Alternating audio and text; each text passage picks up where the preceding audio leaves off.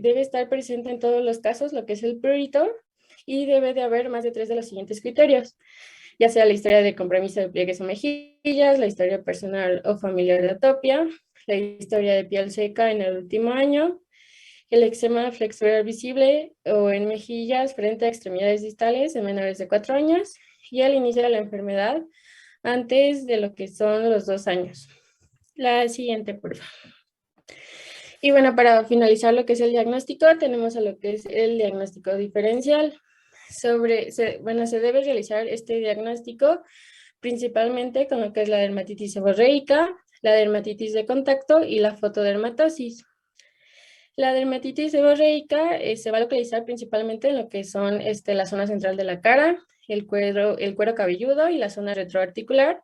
Van a existir lo que son antecedentes de seborrea, familiares de seborrea, no van a presentar lo que es el prurito, sabiendo que el prurito pues es lo más característico en la dermatitis atópica, y van a tener una buena respuesta al tratamiento los pacientes con dermatitis seborreica.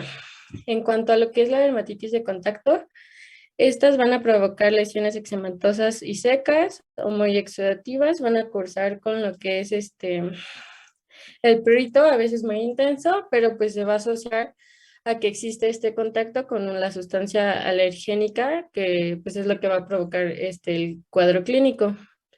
Y se va a diagnosticar mediante lo que son las pruebas epicutáneas. Y bueno, en cuanto a la fotodermatosis, va a existir el antecedente de que el paciente se expuso al sol o la combinación de la luz solar y pues determinadas sustancias fotoalergénicas.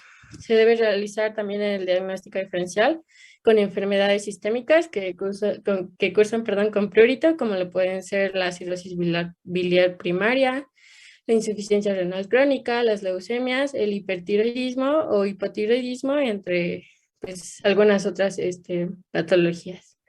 La siguiente prueba. Ok, entonces ahora vamos a comenzar con los antihistamínicos H1, que en general estos van a ser antagonistas del receptor de la histamina 1.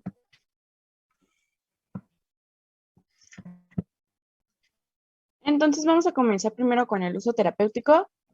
En general, los antagonistas H1 van a tener una utilidad para el tratamiento sintomático de algunas reacciones de sensibilidad, hipersensibilidad inmediata, lo que sería la hipersensibilidad tipo 1. Como tal, pues también estas propiedades fundamentales de algunos medicamentos de estos antihistamínicos van a tener como una propiedad terapéutica para suprimir la cinetosis o para sedación. Entonces, ya hablando un poco más específico, uno de sus usos va a ser los procesos alérgicos e inflamatorios, ya que, bueno, estos antagonistas van a ser útiles para tratar las alergias causadas por antígenos que van a actuar, por ejemplo, en los mastocitos, que van a estar sensibilizados por anticuerpos, que en este caso serían la inmunoglobulina E. Y bueno, también se va a utilizar, bueno, en general los antihistamínicos van a ser los fármacos de elección para controlar los síntomas de la rinitis alérgica y la urticaria. También van a tener un uso para pues controlar la cinetosis, que es pues el mareo por movimiento, y también las náuseas, ya que en general estos van a evitar o disminuir los vómitos y náuseas, esto mediados por los quimiorreceptores y las vías vestibulares. Y también van a tener un efecto de somníferos o sedación, ya que, bueno, en general estos no son como los tratamientos de elección, pero muchos antihistamínicos, sobre todo los de primera generación, más adelante hablaremos de esa clasificación de primera y segunda generación. En general los de primera generación se van a utilizar para el tratamiento del insomnio.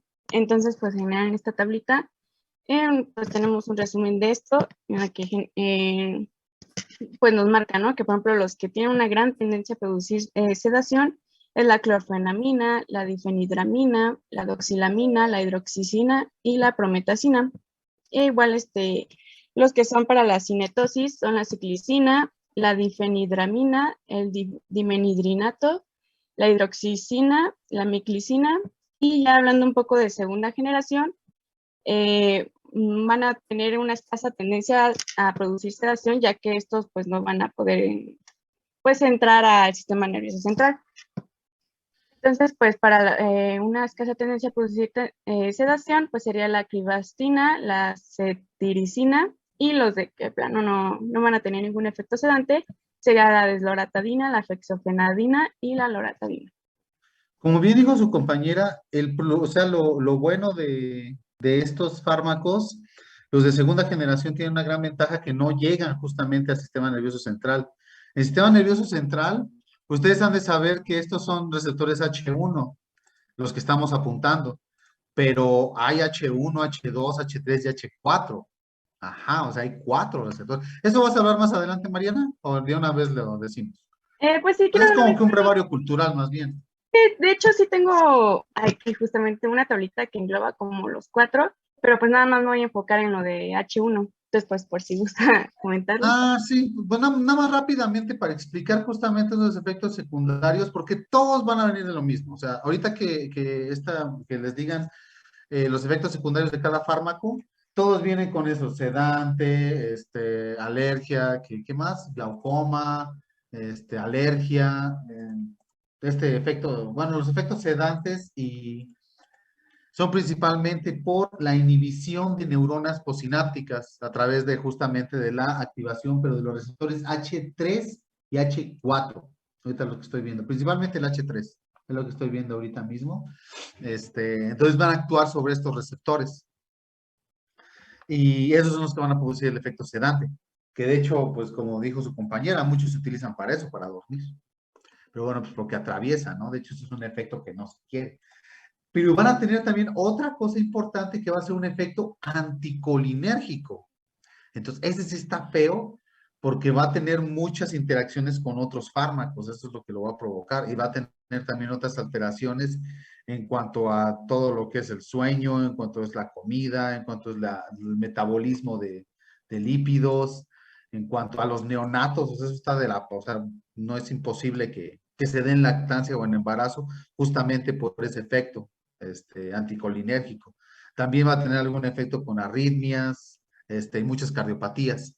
Entonces están prohibidísimos esos fármacos, ¿vale? Por todo esto que están haciendo. Y bueno, pues también hay también otros rollos con hipocalemia, hiperpotasemia. También tienen ahí efectos por ahí. Pero bueno, sí es por su promiscuidad de que atraviesan barrera hematoencefálica y le pegan otros receptores y tienen esos efectos anticolinérgicos, ¿vale? Entonces, bueno, pues eso va a explicar muchos efectos secundarios. Entonces, ahora sí, síguele, Mariana. Gracias. Ya hablando un poco de la farmacocinética, los antagonistas pues de los receptores H1 se van a administrar por vía oral, ya que estos van a tener una absorción por vía gastrointestinal, y en general las concentraciones séricas máximas se van a alcanzar de 2 a 3 horas, pero pues igual en unas literaturas encontré que sería de 1 a 2 horas, entonces como que entre 1 a 3 horas podríamos ponerle. Y ya la distribución, los antihistamínicos van a tener una gran biodisponibilidad, y de hecho estos van a alcanzar a llegar a todos los tejidos, justamente por lo que veníamos hablando, ¿no? Que justamente van a poder llegar al sistema nervioso central, a excepción de los de segunda generación, que pues no van a poder atravesar la barrera hematoencefálica. En cuanto al metabolismo, lo que son, bueno, en general estos antihistamínicos van a inducir la acción del citocromo P hepático, por lo que pues van a ser metabolizados por este sistema. Y en cuanto a la eliminación, la mayoría se van a eliminar por medio de la orina, sin embargo, lo que es el caso de la fexofenadina se va a eliminar por medio de las heces. Y pues en estos casos, en los niños va a tener una rápida eliminación, sin embargo, en las personas que padezcan hepatopatía grave, pues su eliminación será bastante lenta. Ahí sí hay que tener un cuidado también con la insuficiencia renal, porque si se está, o sea, es que imagínense, algo que llega al sistema nervioso central, que es anticolinérgico, que es sedante, que cambia el apetito y que no se elimina, hay que tener mucho cuidado. Entonces, cualquier cosa comprometida de algún problema hepático o renal, sí Así es de pensarse el uso de estos fármacos. No sé qué opciones haya, eso sí, la verdad no he leído, pero, pero sí es de pensarse, porque sí puede provocar, sus metabolitos son muy tóxicos, ¿vale? Sigue, sigue, sigue. Ok, entonces ahora comenzando un poco con la farmacodinamia, pues primero como que les quiero dar un contexto de lo que es la histamina, e igual pues Carla ya nos habló un poco de ella, pero pues aún así para poderlos poner un poco de contexto, la histamina va a ser una amina básica y esta en general se va a almacenar en tres tejidos.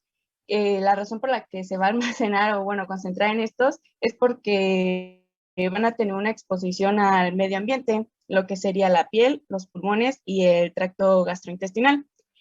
Igual ya hablando de a un nivel celular, la histamina se va, bueno, sí, el mastocito va a ser como el principal productor de lo que es la histamina, pero pues también se va a poder almacenar en los basófilos. Mm, ¿Qué más? Y bueno, lo que es la histamina va a tener 4 receptores, que ya nos habló un poco el profesor de ellos. En general, pues nosotros nos vamos a concentrar un poco más en los que son los receptores 1. En estos casos, lo que es el receptor 1 va a tener pues muchas funciones. Bueno, en general estos 4 receptores van a estar como muy ligados a lo que es la inflamación. Pero pues si nos enfocamos al receptor H1, por ejemplo, va a tener efectos en la piel, de que, por ejemplo, cuando nosotros inyectamos vía intradérmica, lo que va a hacer la histamina, bueno, lo que va a hacer es que ella va a producir enrojecimiento cutáneo, que también se va a acompañar de una pápula rodeada de eritema. No sé si han visto, pues sí, o sea, realmente cuando tú inyectas intradérmicamente, tú ves como una ronchita. Entonces eso es lo que va a generar la histamina.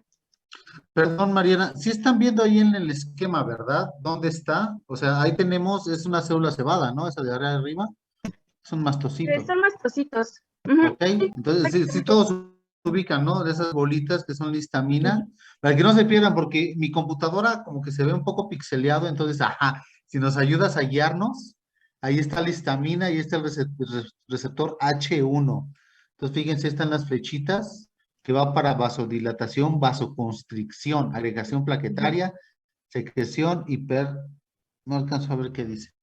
Pero bueno, para que nos guíes ahí, Mariana, y sea más fácil, porque sí hay Sí, ok. mucha info en esa. Sí, bueno, entonces, bueno, primero, lo que es la expresión de los receptores de histamina, como pueden ver, se va a expresar en varias células, lo que es, por ejemplo, los mastocitos, lo que son las células nerviosas, las células T, las células endoteliales, epiteliales, hepatocitos, condrocitos, basófilos, células B, eosinófilos, neutrófilos, células dendríticas, etcétera, etcétera. O sea, realmente cuando nos dicen que la histamina está por todas partes, ay Dios, no sé qué abrir, está por todas partes. Entonces, ya hablando de la histamina se va a liberar cuando haya pues alguna interacción entre estos componentes C3A y C5A, que son del sistema de complemento, y también se va a presentar cuando tengamos esta unión de alergeno anticuerpo. En este caso el anticuerpo es nuestra inmunoglobulina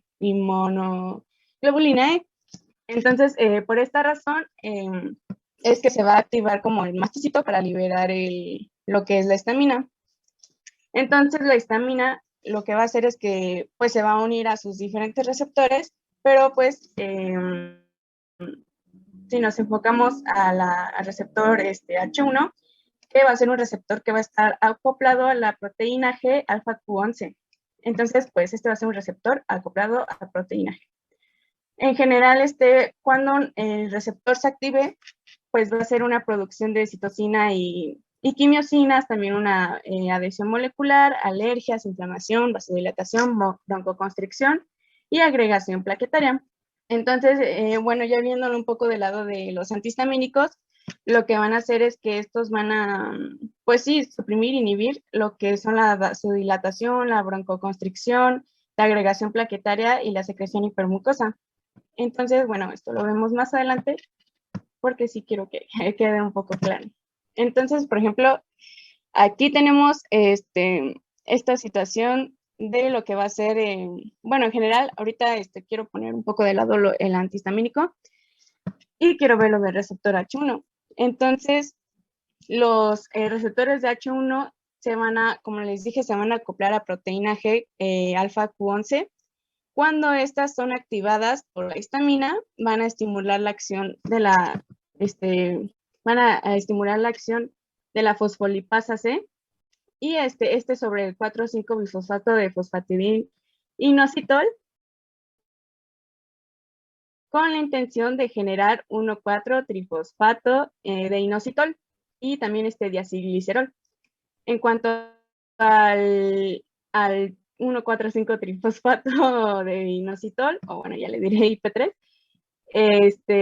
va a inducir la liberación de calcio de los depósitos intracelulares y el vaciamiento de estos, el vaciamiento de estos. Entonces, mientras que lo que es del diacilglicerol, lo que va a causar es que pues va a inducir va a activar a la sinasa C de proteínas, o la PKC, dependiente de calcio y fosfolípidos. Ya regresando a esta parte, lo que es el aumento de calcio debido a la activación de estos receptores de histamina, van a inducir a la formación de ácido araquidónico por activación de la fosfolipasa A2, pero también va a poder inducir a la formación del óxido nítrico por estimulación de la sintasa de óxido nítrico. Entonces, pues en general, como tal, lo que va a ser este receptor de histamina ya activado va a ser pues elevar las concentraciones de calcio, y el calcio pues va a hacer muchísimas cosas, entre ellas, por ejemplo, formar el ácido araquidónico, que si nosotros recordamos lo que fue la primera exposición de mis compañeras, pues nos mencionaban, ¿no? Que ácido araquidónico nos va a dar a COX-1, COX-2, y pues esto nos van a dar, por ejemplo, a tromboxano, que nos va a dar una modulación de leucocitos, que nos va a llevar a una inflamación. Mientras que, también nos va a dar alteración de la permeabilidad vascular, constricción bronquial, etcétera, etcétera. Entonces, como tal, el antihistamínico lo que va a hacer es que va a llegar y va como a inhibir todo esto. ¿Por qué? Porque, bueno, vamos a ver ahorita. Aquí nada más hay una cuestión de que algunas literaturas manejan a los antihistamínicos como antagonistas y otros los manejan como agonista inverso, o algunos te ponen antagonista entre comillas y te dicen, pero en realidad son agonista inverso, o también te lo manejan como ciertos fármacos son agonistas inversos y ciertos fármacos son antagonistas. Es antagonista inverso. Ah, ok. ¿Agonista Sí, o antagonista? farmacológicamente hablando es más correcto decir que es un agonista inverso. Ah, ok. Entonces hace el efecto contrario. Ajá, justamente lo que hace el agonista inverso es que pues prácticamente ocupa el lugar en este caso ya hablando de la histamina y el antihistamínico, en este caso pues el antihistamínico se va a unir al receptor y pues va a mandar a un lado a la histamina, y lo que va a pasar es que sí va a haber una actividad celular, pero al ser inverso va a causar una actividad contraria a lo que haría la histamina. Pero pues nada más como forma de complementar, el antagonista pues va similar, ocupa el lugar de la histamina, manda a volar la histamina, pero ahí sí totalmente va a bloquear la actividad celular. Entonces será agonista inverso. Okay. Sí, esto es algo un poco difícil de ver, pero es porque hay bueno, es que bioquímicamente hablando, no tiene mucho caso que les explique, entonces, solo dejémoslo así, hace lo contrario y ya. Ok. Sí, no tiene caso. Sí, está bien. Entonces, un agonista inverso que hace lo contrario a la histamina. Por ejemplo, aquí tenemos un ejemplo de lo que haría pues el antihistamínico en el caso de la vasodilatación. Nosotros podemos ver que el alergeno se va a unir al anticuerpo, en este caso la inmunoglobulina E, y esto va a hacer que la célula mastocito basófilo pues va a activar la liberación de histamina, y la histamina en estos casos pues obviamente se va a unir a su receptor y pues lo que va a provocar es la vasodilatación. Pero en el caso de los antihistamínicos, pues van a ocupar ese lugar en el receptor y pues prácticamente va a evitar, va a como inactivar lo que es la vasodilatación. Ya hablando en esta parte de justamente todo lo que nos dijo el profesor de que los antihistamínicos van a tener muchísimos efectos adversos. ¿Por qué? Porque estos se van a unir, además de al receptor H1, se va a unir a otros receptores. Está buenísima esa figura. Sí, me gusta mucho. Entonces, por ejemplo, lo que son los receptores H1 de primera generación van a presentar una escasa especificidad, o sea, lo mismo, se van a unir a todos los receptores, mientras que los receptores de segunda generación van a ser más específicos para H1. En el caso de, bueno, ya regresando a los de primera generación, pues estos van a interactuar con los receptores histamínicos, pero también con los colinérgicos, muscarínicos, con los alfa-adrenérgicos y con los serotoninérgicos. En general, el grado de esta interacción que exista entre el receptor y el antihistamínico, pues nos va a dar la naturaleza de los efectos colaterales que van a tener estos antihistamínicos, pero pues claro que va a variar dependiendo del fármaco que nosotros administremos.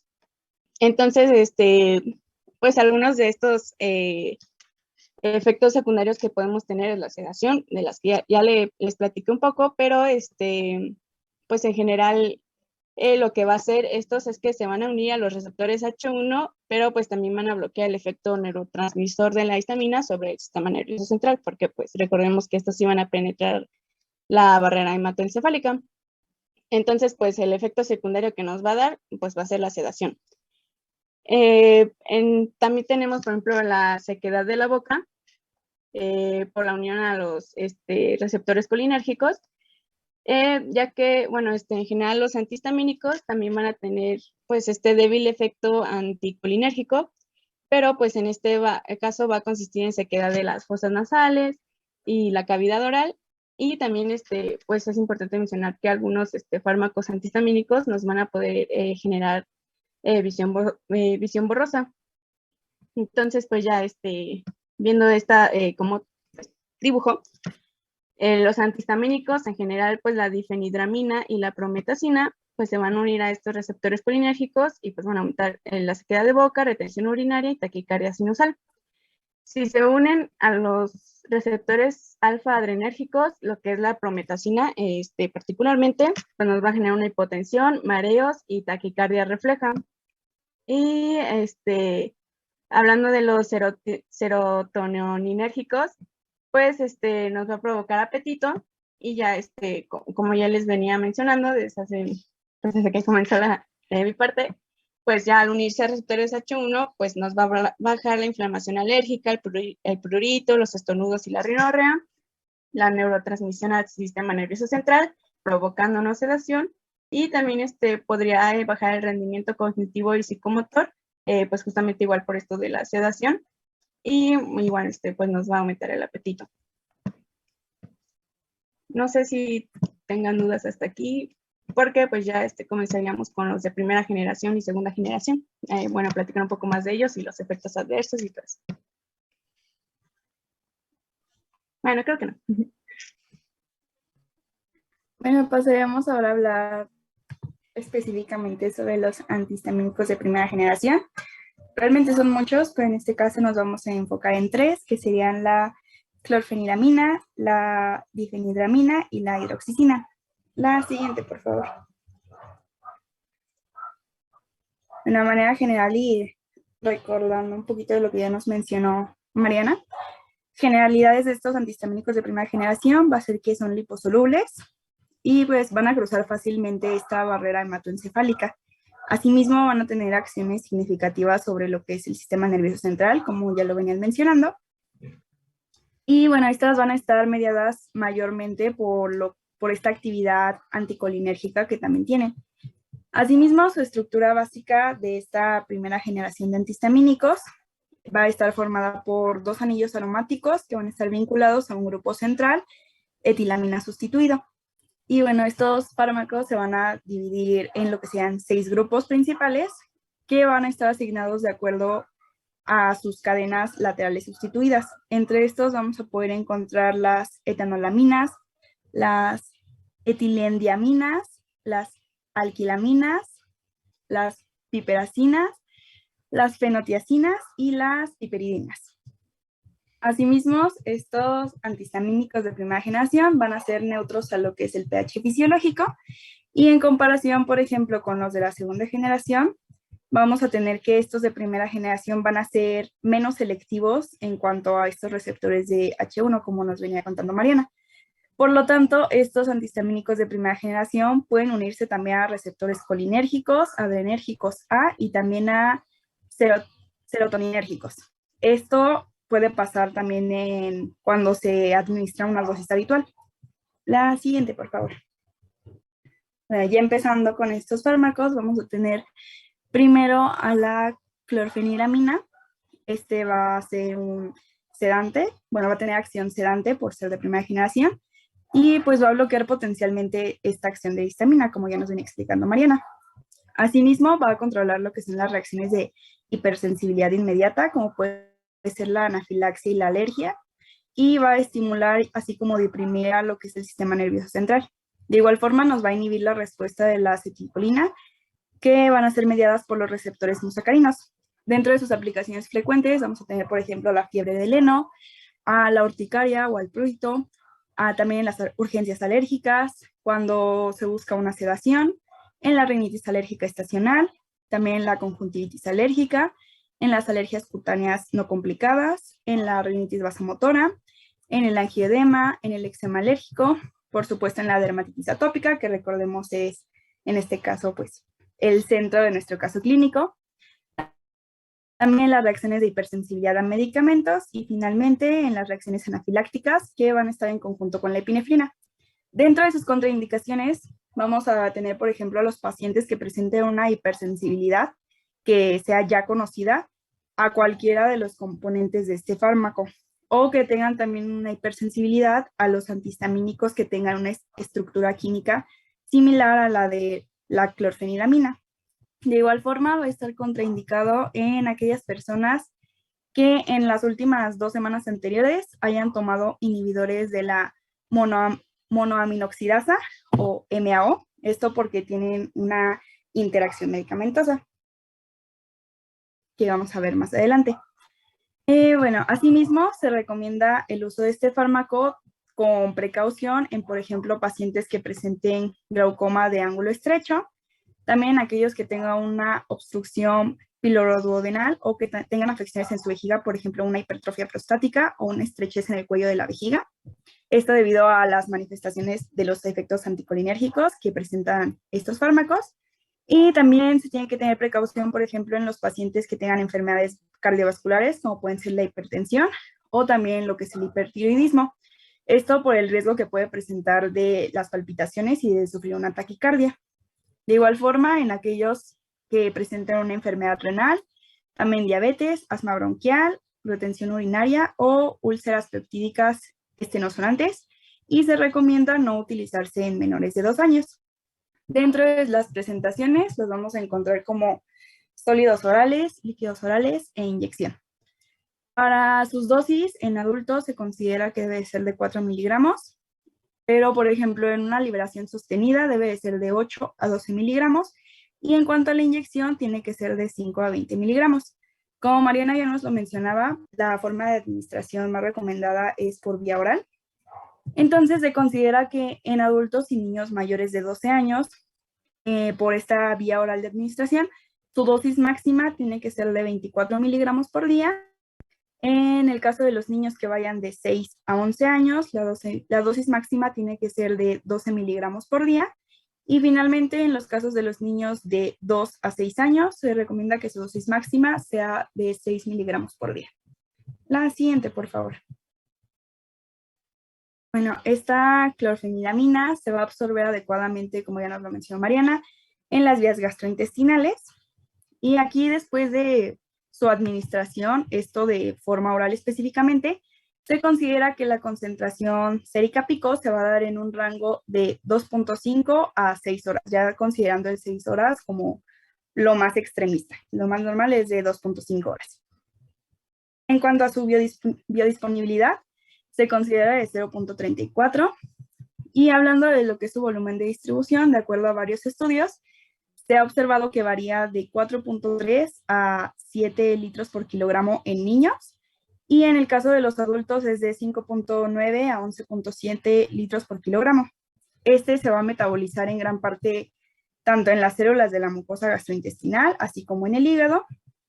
Y hablando de la duración de su acción, se considera de 24 horas aproximadamente, aunque esta puede variar desde 4 hasta incluso 25 horas.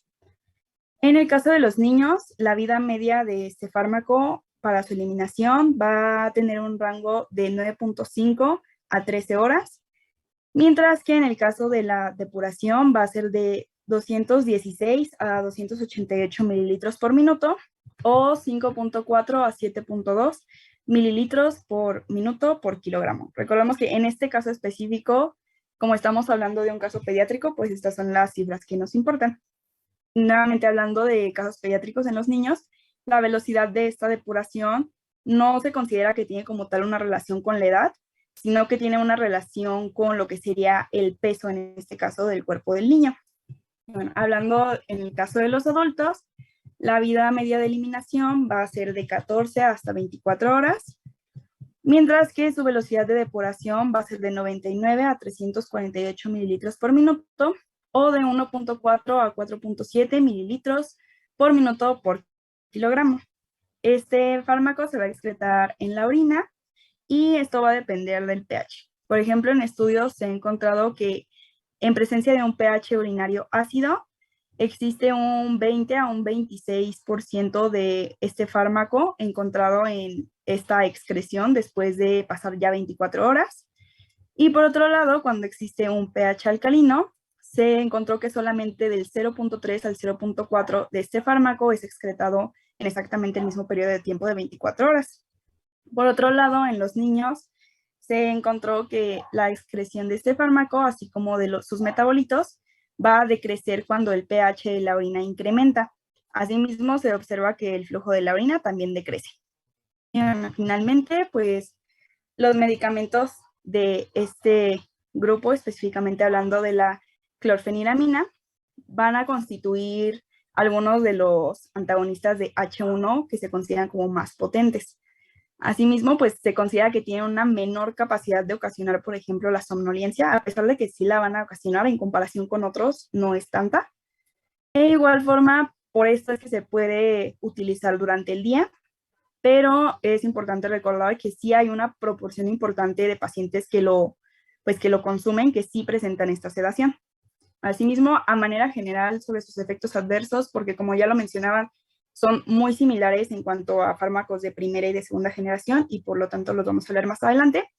De manera general podemos decir que los más comunes van a ser justamente los que incluyen la estimulación del sistema nervioso central, que podemos encontrar desde esta sedación hasta una cefalia e incluso en un caso más extremo, una que llega a unas convulsiones.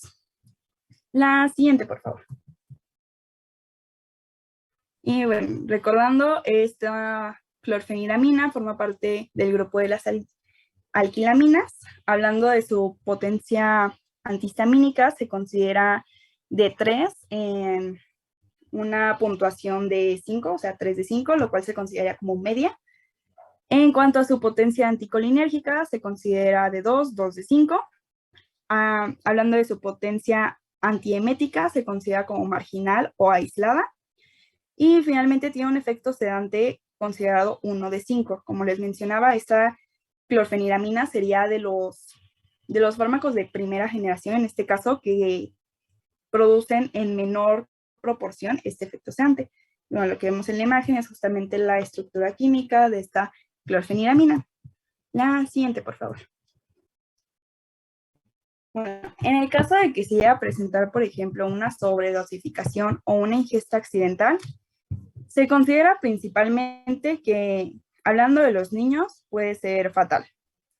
Asimismo, se pueden presentar, por ejemplo, encefalopatías tóxicas o también psicosis. Y hablando ya más de los adultos, pueden manifestar lo que es la letargia, la somnolencia extrema o incluso también un coma después de sufrir una sobredosis. Hablando de los niños que sean de corta edad, por ejemplo, de 2 hasta los 6 años, estos pueden padecer lo que sería una excitación, también la irritabilidad, la hiperactividad insomnio, euforia, incluso alucinaciones visuales, así como convulsiones. Y bueno, en pacientes que por lo general presentan los efectos anticolinérgicos que veníamos mencionando, pues vamos a ver lo que mencionaba Mariana, de por ejemplo la sequedad de las mucosas, y de igual forma podemos observar una fiebre o una facies enrojecida, la dilatación papular, y la retención y dificultad urinaria. De igual forma vamos a tener, por ejemplo, en un caso también ya extremo, la aparición de lo que serían las taquicardias, así como un colapso cardiorrespiratorio y en el caso más extremo, la muerte en un periodo que no haya recibido atención de 12 a 18 horas. La siguiente, por favor. Bueno, pasando a otro fármaco de primera generación, tenemos a la difenhidramina. Esta pertenece al grupo de las etanolaminas. Nuevamente, al pertenecer a la primera generación, tiene un efecto sedante. Y en este caso, pues también aquí se van a inhibir los efectos vasoconstrictores de lo que sea la histamina. Y también va a haber un bloqueo potencial a lo que es la acción de la histamina como tal, como ya nos venía explicando Mariana. De igual forma, pues este va a controlar también las reacciones de hipersensibilidad inmediata, como es la anafilaxia y la alergia. También nuevamente vamos a observar una estimulación y también va a poder deprimir a lo que es el sistema nervioso central. E igualmente va a presentar efectos antimuscarinos significativos, ya que pues su afinidad va a ser mucho más baja por estos receptores, pero sí se puede presentar como se los venía comentando anteriormente. Y bueno, aquí hablando de sus aplicaciones frecuentes, vamos a tener nuevamente la sedación, como lo hemos venido mencionando, debido a uno de sus efectos colaterales. También va a ser utilizado principalmente como un hipnótico suave. También se puede utilizar en reacciones alérgicas, como puede ser la rinitis, la urticaria, la conjuntivitis, o en general, pues alergias leves. Por supuesto, en la dermatitis atópica y finalmente en el antitusivo de acción central. Hablando de sus contraindicaciones, vamos a tener que no se recomienda utilizar en niños menores de 3 años o también en pacientes que estén pues bajo un tratamiento con lo que son los inhibidores de la monoaminoxidasa, la MAO, que también lo veíamos en nuestro fármaco anterior. De igual forma está contraindicado cuando existe una hipersensibilidad a ya sea este fármaco o a fármacos con una estructura química similar. También se va a sugerir que se tenga precaución en pacientes que padezcan de epilepsia, de desórdenes severos cardiovasculares y también desórdenes en hígado. Y de igual forma, pues no debe utilizarse en pacientes que presenten el glaucoma de ángulo derecho, también úlcera peptídica estenosante o una obstrucción piloroduodenal. De igual forma, pues finalmente en una que presenten asma bronquial. Hablando de las presentaciones, se nos va a presentar en sólidos orales, líquidos orales, inyección y también de forma tópica. Hablando de la dosis para adultos, se considera que tiene que ser de 25 a 50 miligramos. Y nuevamente enfocándonos en lo que es la administración de vía oral, que recordemos va a ser la más recomendada, vamos a tener que en los adultos, hablando en este caso de líquidos, se recomiendan 5 mililitros cada 6 a 8 horas. Hablando ya de niños, de por ejemplo 3 a 5 años, se recomiendan 2.5 mililitros cada 8 horas. Y en niños de 6 a 12 años se recomiendan también 2.5 mililitros, pero en este caso cada 6 horas. Aquí las dosis máximas, hablando de niños de 3 a 6 años, se considera 25 miligramos por día. Y en el caso de los niños que tengan de 6 a 12 años, se considera que la dosis máxima puede ser de 50 miligramos por día. La siguiente, por favor. Bueno, este se va a absorber de igual forma en las vías gastrointestinales. Y después de su administración de forma oral, se considera que aproximadamente 2.5 horas después se da lo que es la concentración sérica pico. Asimismo, en cuanto a su disponibilidad, se ha detectado que va a ir del 42 al 62%. Hablando de su volumen de distribución, este se ha encontrado en un rango de 3.3 a 6.8 litros por kilogramo. aunque este parece demostrar variaciones en cuanto a la etnia. También vamos a tener que, hablando de la velocidad de depuración, se ha encontrado que varía de 600 a incluso 1300 mililitros, perdón. Y en cuanto al volumen de distribución, este va a mostrar también variaciones étnicas. Hablando de la vida media de eliminación, va a variar entre 3.4 a 9.3 horas. Y también en este caso va a ser eliminada con mucha mayor rapidez por lo que son los niños. Esto aproximadamente en 5.4 horas. Y bueno, hablando de su duración de la acción, va a ser de 12 horas, aunque igual se considera en algunos libros que puede variar de 4 a 6 y hasta 12 horas. La siguiente, por favor. Su potencia antihistamínica, nuevamente en una escala de 5, se considera de 2. En cuanto a su potencia anticolinérgica, de nuevo en una escala de 5, se considera de 3. Y su potencia antiemética en una escala de 5 se considera de 3. Hablando de su efecto sedante, nuevamente en una escala de 5 se va a considerar también de 3. Si hacemos la comparación con el fármaco anterior, que era únicamente de 1, podemos notar que pues sí hay una gran diferencia en cuanto a este efecto sedante. La siguiente, por favor. Y bueno, hablando sobre la dosificación o la ingesta accidental de este fármaco, vamos a tener que es básicamente igual al anterior. Normalmente tenemos que en los niños puede ser fatal, que se puede presentar una encefalopatía tóxica o también una psicosis, que vamos a tener presentes efectos anticolinérgicos, así como aparición de taquicardia, y en casos ya más extremos podemos observar un colapso cardiorrespiratorio e incluso la muerte. También vamos a poder observar, por ejemplo, lo que es vómito, diarrea, dolor epigástrico y así. O sea, son básicamente los mismos que en el anterior. La siguiente, por favor. Y ya, para terminar con los de primera generación, vamos a tener a lo que es la hidroxicina. Nuevamente va a tener acción sedante. Y pues asimismo, como los anteriores, pues va a ser un antagonista competitivo de la histamina a los niveles de los receptores de H1, lo que ya nos venía explicando Mariana. Aquí también vamos a observar un impedimento en el aumento de la permeabilidad capilar, así como la formación del edema y el prurito. En cuanto a sus aplicaciones frecuentes, tenemos, por ejemplo, la urticaria, también lo que es la sedación como efecto colateral. Es igualmente utilizado en el tratamiento de lo que es la ansiedad. También lo vamos a observar en el prurito, en la rinitis alérgica, en la rinitis vasomotora, en la rinorrea, en la conjuntivitis alérgica, en el vómito y también en nuestra dermatitis atópica. Hablando de las contraindicaciones, vamos a tener, por ejemplo, que está contraindicada en los casos de hipersensibilidad a justamente este fármaco o también a los fármacos que tengan una estructura química similar. También en pacientes que tengan hipertrofia prostática, retención urinaria o glaucoma. Asimismo, vamos a tener que, en el caso, por ejemplo, de los pacientes donde,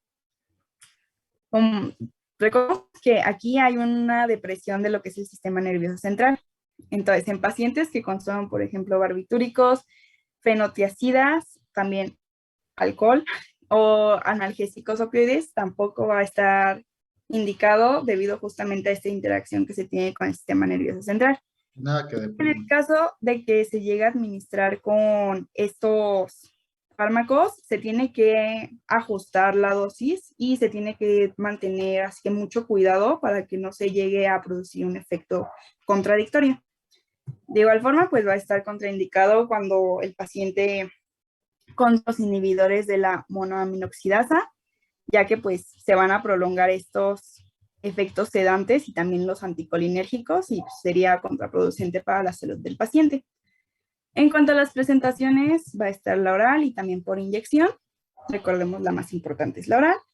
Y hablando de las dosis, en los adultos va a ser de 10 a 25 miligramos, esto de 2 a 3 veces al día. En adultos y adolescentes que sean mayores de 12 años, se recomienda de 25 a 50 miligramos. Y en los niños que sean mayores de 6 años hasta los 11 años, se recomienda de 10 a 25 miligramos. En este caso, de los adultos y adolescentes, se considera que en este caso, si el niño tiene un peso corporal de 40 kilogramos o superior, se debe considerar una dosis máxima de 100 miligramos por día.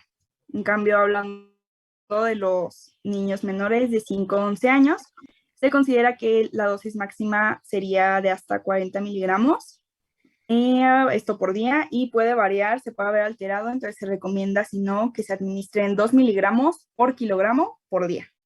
Entonces, esta dosis va a depender mucho en este caso del peso, sobre todo de los pediátricos. La siguiente, por favor. Bueno, aquí con la hidroxicina vamos a tener que su efecto antialérgico va a ocurrir en aproximadamente de 15 a 60 minutos después de su administración, siempre y cuando haya sido oral, y esta va a persistir durante 4 hasta incluso 6 horas. Se va a absorber rápido y también por completo en lo que es nuestra mucosa gastrointestinal, como ya lo veníamos hablando, y se considera que alcanza su concentración máxima de 2 a 4 horas después de que se haya administrado. Esta se va a metabolizar principalmente en lo que es el hígado y se va a eliminar a través tanto de la bilis como de la orina.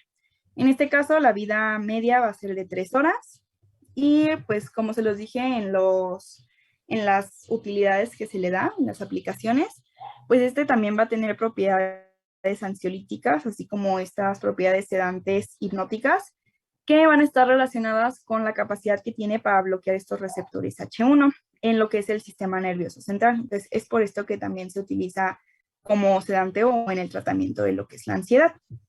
La siguiente, por favor. Bueno, hablando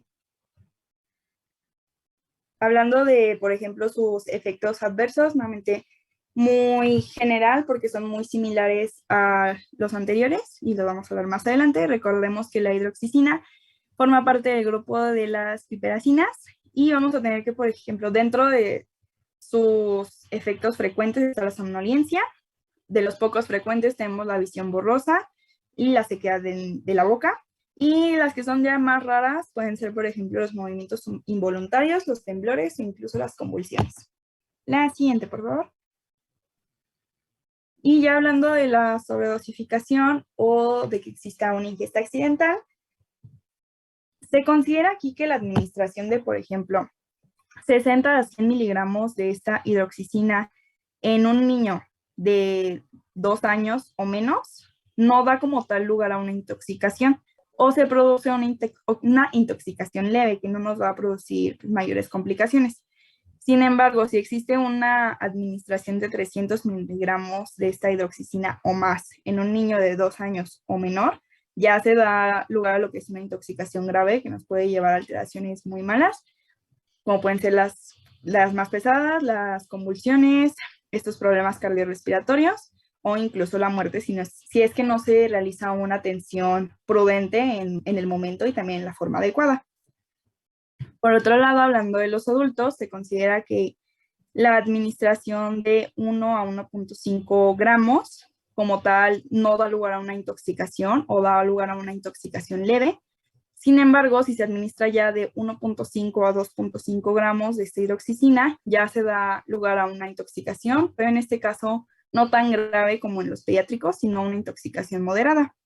Lo que vamos a poder observar, por ejemplo, en esta sobredosificación, va a ser principalmente esta depresión del sistema nervioso central, así como náuseas, vómitos, taquicardia, somnolencia, el temblor, confusión, alucinación y también, en casos más extremos, esta depresión respiratoria, las convulsiones e incluso hipotensión. Asimismo, se nos pueden presentar lo que es una arritmia grave, que nos puede resultar, si no es bien atendida, en lo que sería la muerte. La siguiente, por favor. ¿Hay alguna duda hasta aquí sobre los de primera generación? Porque ya pasaríamos a los de segunda generación.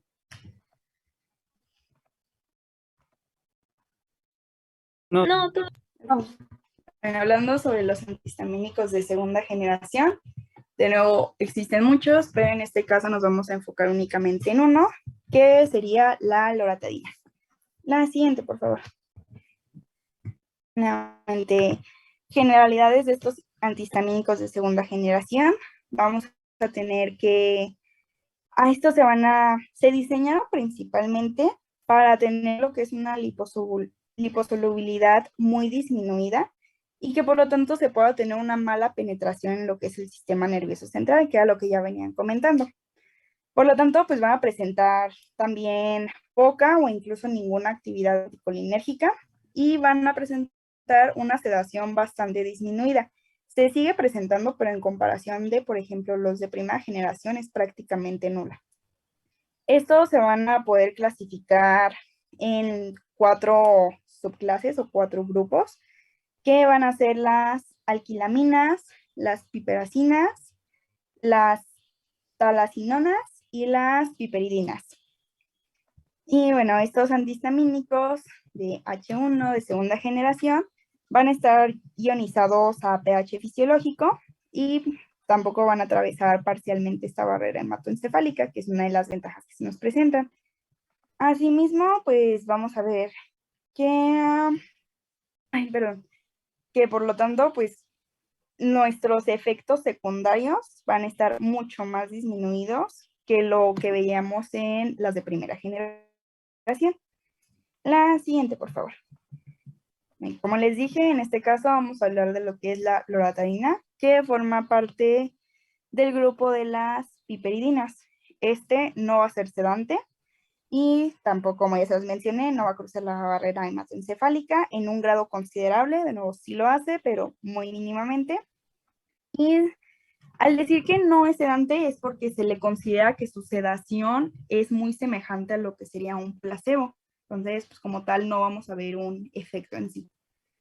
Este va a ser un antihistamínico, un antialérgico y un antagonista selectivo de los receptores H1 de la histamina. Y va a estar desprovisto casi por completo de nuestros efectos anticolinérgicos y sedantes que se nos presentaban.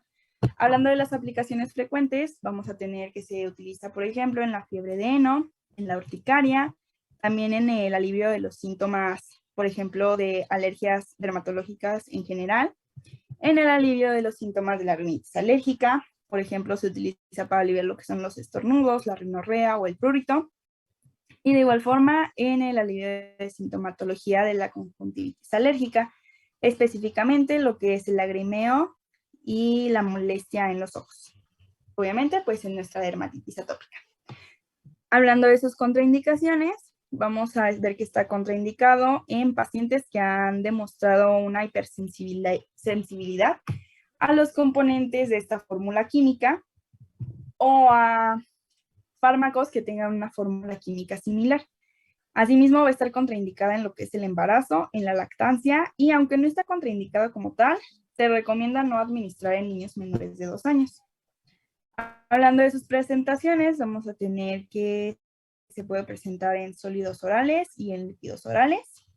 Y en cuanto a sus dosis, vamos a tener que en el adulto es de 10 miligramos y también se considera que en los adultos y en los niños que sean mayores de 12 años se debe de recetar 10 miligramos por día.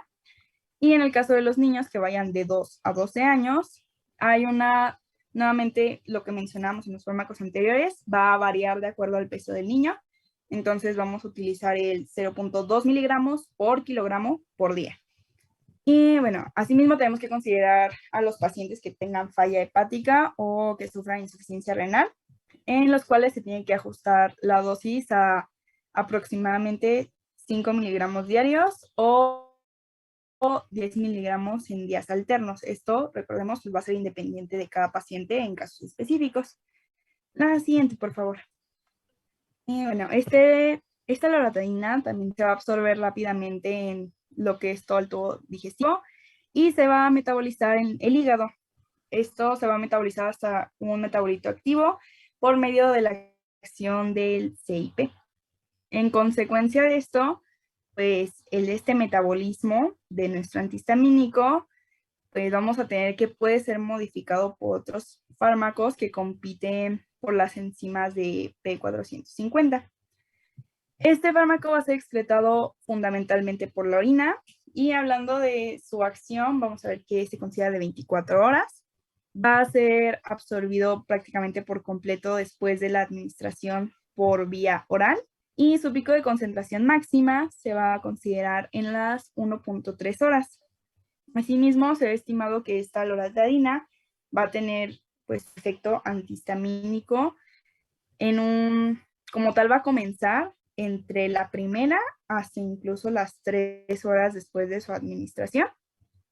Y bueno, su efecto máximo se podría decir que es como más duradero. Se considera que puede durar el efecto máximo de 8 a 12 horas e incluso se puede prolongar como tal la duración de la acción del fármaco hasta 24 horas.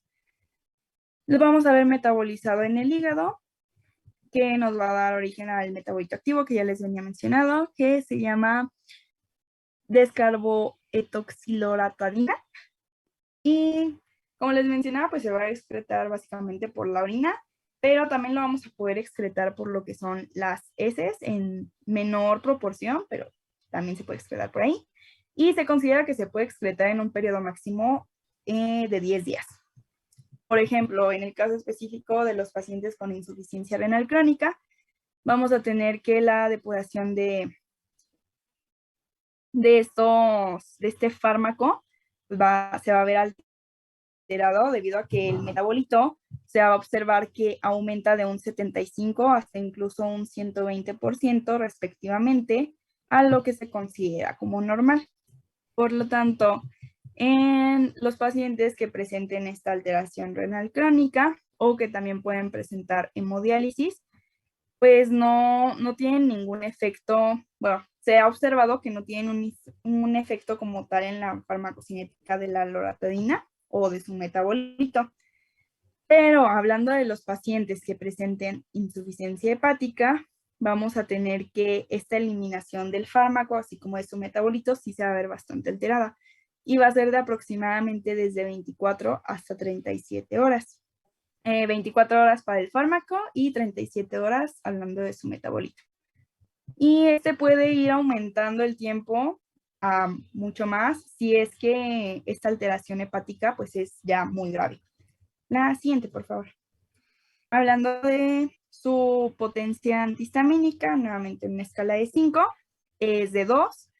Su potencia anticolinérgica, como se los venía mencionando, se considera prácticamente nula, y su potencia antiemética también se considera nula. En cuanto a su efecto sedante, es de únicamente 8%, que viene siendo mucho menos que lo que venimos viendo en los antihistamínicos de primera generación. La siguiente, por favor. Y bueno, en caso de que se dé una sobredosificación o una ingesta accidental, en adultos se reporta, por ejemplo, somnolencia, taquicardia y también cefalia. Por otro lado, en los niños se reportan sobre todo palpitaciones cuando las dosis son mayores de 10 miligramos. Ya hablando de una dosis, pues se debe buscar rápidamente poder tratar dicha sobredosis porque tiene el efecto prácticamente igual a los anteriores, que podemos ver alterado, por ejemplo, el sistema digestivo, el sistema respiratorio, e incluso llegar a un caso, en el caso de pediátricos más que nada, a lo que sería la muerte en caso de no recibir una atención eficaz e inmediata. La siguiente, por favor. Bueno, ¿hay dudas sobre la loratadina y estos antihistamínicos de segunda generación? No. No, gracias. Ok, entonces ya, indicaciones y contraindicaciones generales. Esto aplica para todos los antihistamínicos. Y es que se recomienda usar, por ejemplo, los antihistamínicos de segunda generación en personas que sean mayores de 65 años, sobre todo en las que muestran ya un deterioro de su función cognitiva. Esto sobre todo ante los efectos, por ejemplo, sedantes y anticolinérgicos que nos proporcionan los antihistamínicos de primera generación. También no se recomienda utilizar los antihistamínicos de primera generación en los niños, nuevamente por sus efectos sedantes, ya que se puede producir sobre todo un deterioro en el rendimiento escolar, así como en el aprendizaje, por la somnolencia que se les va a causar. De igual forma, se considera que los individuos que estén obligados a mantener un estado de alerta, por ejemplo, en su trabajo, va a tener prácticamente contraindicado lo que son los antihistamínicos de primera generación. ¿Por qué? Porque justamente por este sedante que nos va a producir, pues va a haber una interferencia en lo que sería el desenvolvimiento de estos sujetos en, por ejemplo, los trabajos que lleguen a realizar. La siguiente, por favor. Así, hablando de los efectos secundarios, que como les dije al principio y como venían mencionando, son básicamente los mismos, solo varían dependiendo la generación. Vamos a hablar primero de los que son de los antihistamínicos de primera generación. Como lo hemos venido hablando, pues la sedación va a constituir el efecto adverso más frecuente que vamos a observar en estos antihistamínicos de primera generación. Aunque pues esta manifestación se puede ver como algo beneficioso, como lo hemos visto, para tratar otras enfermedades. Sin embargo, se sigue considerando un efecto secundario del fármaco. De igual forma, vamos a ver que a causa de esta depresión del sistema nervioso central, vamos a tener que se van a entorpecer las capacidades motoras. También vamos a tener lo que son mareos, tinnitus, lasitud, una incoordinación, fatiga, visión borrosa, diplopia, euforia, nerviosismo, insomnio, temblores, somnolencia e incluso en un caso extremo, convulsiones. Hablando del aparato digestivo, vamos a ver que se pueden incluir efectos secundarios como pueden ser la anorexia, las náuseas, los vómitos, las molestias epigástricas y también el estreñimiento o la diarrea. Específicamente, estas alteraciones del sistema digestivo, hablando de su incidencia, se pueden observar disminuidos cuando el fármaco se consume junto con los alimentos.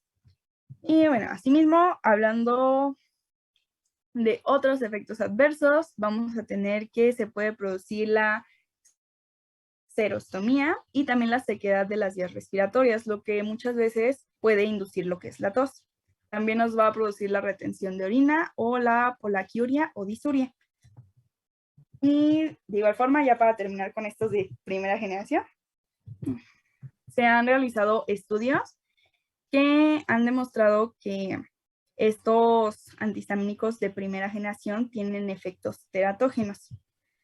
Que por otro lado, si vemos por ejemplo la loratadina, que es de segunda generación, de acuerdo a estos estudios, se ha demostrado que no los presenta. Entonces, vamos a tener que estos antihistamínicos de primera generación se van a excretar en cantidades pequeñas, hablando específicamente de la leche materna, y es por eso que están justamente contraindicados más allá del embarazo, cuando se lleva a cabo la lactancia.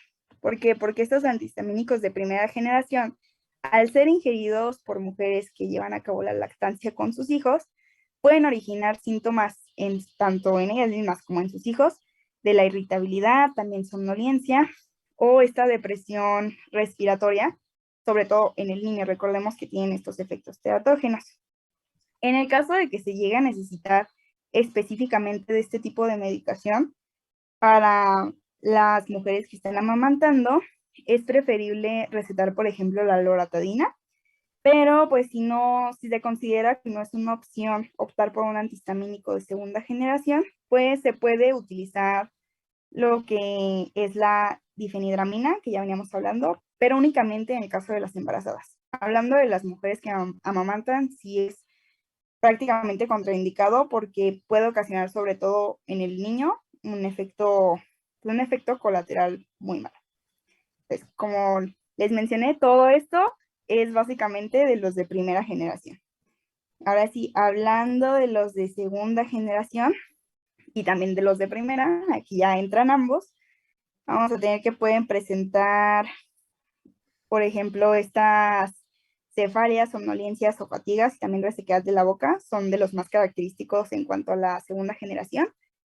E igualmente se puede presentar, sobre todo en pacientes pediátricos que vayan de 6 hasta incluso los 12 años, Se puede observar con frecuencia lo que es el nerviosismo, la fatiga, la hipercinesia, también un dolor abdominal, la conjuntivitis, la disfonía y un malestar constante.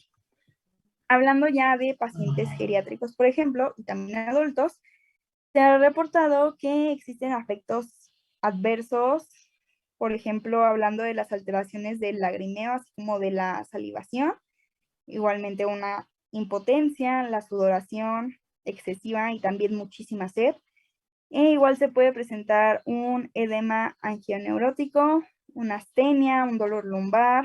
También tenemos aquí la visión borrosa presente, el dolor torácico, la fiebre, los calambres musculares, la tinnitus, infecciones virales. También se puede observar un aumento de peso e incluso lo que es una alteración como pueden ser la hipertensión, la hipotensión, las palpitaciones, hasta llegar a taquirritmias supraventriculares, por ejemplo. Asimismo, pues vamos a tener muchos más, pero ya hablando de los más fuertes, porque básicamente los más generales son compartidos con los de primera generación. Vamos a tener que en estos de segunda generación también podemos observar lo que es la anafilaxia, el eritema multiforme, el edema periférico y en casos extremos también los broncoespasmos y las convulsiones. La siguiente, por favor. La siguiente, ya hablamos de eso. Así, hablando sobre las interacciones medicamentosas y también de otros géneros, empezando a hablar de la clorfenamina, vamos a tener que tiene interacción con los inhibidores de la MAO, que eran de los que ya hemos venido hablando, y aquí van a interferir con lo que es la detoxificación de la clorfenamina, y de esta manera se va a prolongar lo que es la intensidad de los efectos depresores del sistema nervioso central, así como los efectos anticolinérgicos. De igual forma, se pueden presentar lo que es una sedación aditiva cuando los antihistamínicos se administran junto con otros depresores del sistema nervioso central. Aquí podemos considerar, por ejemplo, el alcohol, los barbitúricos, los tranquilizantes, los somníferos o incluso los fármacos ansiolíticos. Y también la clorfenamina va a aumentar lo que son los efectos de la adrenalina y también puede disminuir los efectos de las sulfonilureas. Asimismo, va a poder contrarrestar parcialmente lo que es la acción anticoagulante de la heparina. Y bueno, hablando de la difenhidramina, esta va a tener un efecto aditivo en lo que es el alcohol, así como otros depresores del sistema nervioso central, como pueden ser los hipnóticos, los sedantes o los tranquilizantes. De igual forma, pues no se debe administrar junto con los inhibidores de la MAO o monoaminoxidasa por la misma razón que ya se explicó en la clorfenamina. La siguiente, por favor. Pasando a la hidroxicina. Básicamente son los mismos, ¿no? Entonces sí, ya sáltate. Ajá, básicamente, o sea, hablando de los de primera generación, vienen siendo Todos los son mismos. iguales. Ajá. Y en el caso de la loratadina, al ya haber un cambio a segunda generación, vamos a ver que hay, por ejemplo, fármacos específicos, como pueden ser el avametopir de manera tópica o el celecoxib, que pues en combinación con esta loratadina, pues pueden aumentar los niveles sanguíneos y por consecuente aumentar los efectos de la loratadina. Por otro lado, si se combina con fármacos como el belzutifan, vamos a ver lo contrario, vamos a ver que se pueden disminuir los niveles sanguíneos y por lo tanto se van a disminuir también los efectos de la loratadina. Sin embargo, en general aquí en la loratadina pues se ha observado que como tal no tiene alguna interacción de mucha importancia clínica que nos pueda generar algún problema mayor como es con los fármacos de primera generación. O sea, son muy leves, entonces no nos llevan a ninguna complicación. Por lo tanto, pues se considera que es de los fármacos que tienen menos problemas por dichas interacciones. La siguiente, por favor. Y bueno, las tablas en general para resumir todo lo que hemos venido hablando. Por si le quieren tomar captura, también más tablas. La siguiente. De cualquier forma, pues les vamos a pasar las presentaciones, entonces tendrán las tablitas. Es básicamente todo lo que hemos venido hablando, pero ya resumido en tablita. Bueno, ¿tienen alguna duda? Si no, pasar a terapéutica.